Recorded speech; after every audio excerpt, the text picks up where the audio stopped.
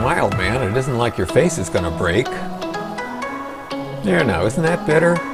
Hey, you're going spidering. You're gonna have a good time. This is what you've been looking for. Relax, bro. Life is good.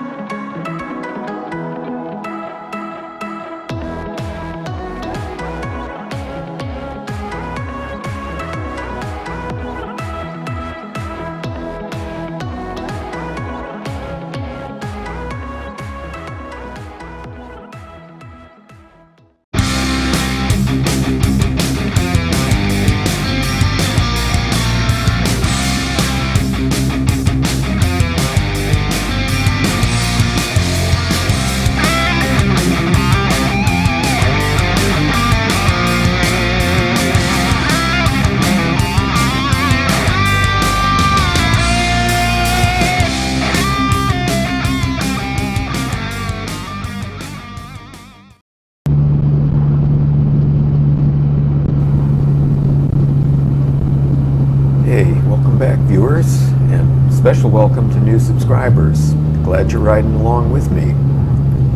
We're coming to the end of 2020, which is a year I think none of us are going to soon forget. I just found out yesterday that sometime early in the first week of January, we are going to be eligible through the Loudoun County Health Service of getting a shot for the coronavirus. It's the Moderna version, which is the kind that doesn't have to be kept super cold.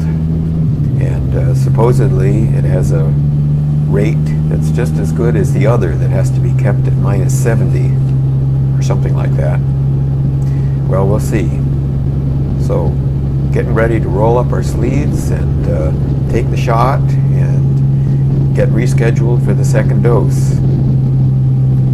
Good thing is that the shot is offered without charge, which is my kind of price.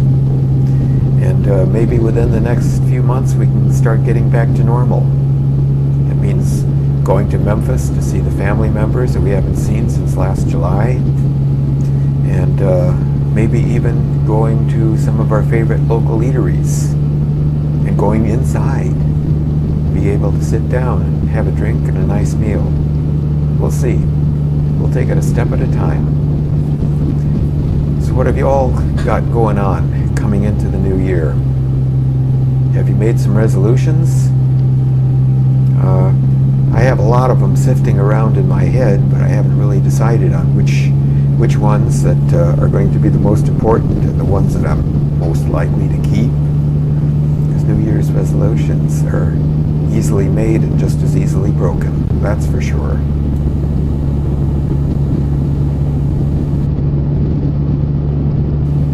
This is a somewhat less than perfect day for riding.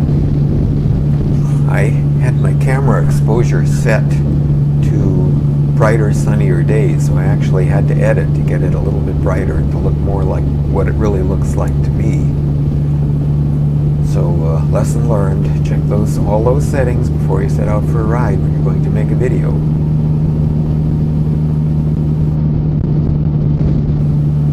There was a little bit of rain since we had the snow and the salt was put down on the road, but it looks like most of it has either gone away or been washed away, so I don't feel so bad about taking the Spyder out. Of course, when I go to give it its spring cleanup before the continuing riding season, I'll probably get down on all fours and look down underneath to make sure there aren't any salt particles or salt debris that's sticking to the bottom of the bike. You know, the places you can't see. Last time I cleaned the bike and gave it somewhat of a detail, I was looking for my S100 cycle cleaner. For the life of me, I couldn't find it, and I should be ordering some more. It's really good stuff. I used to use it on my Harley Davidsons. It always did a good job of cleaning the areas you could see and those areas that you can't see so well. It's given a good rating. All the good motorcycle shops carry it, and I imagine I can order it through Amazon as well. But it's a product I would certainly recommend.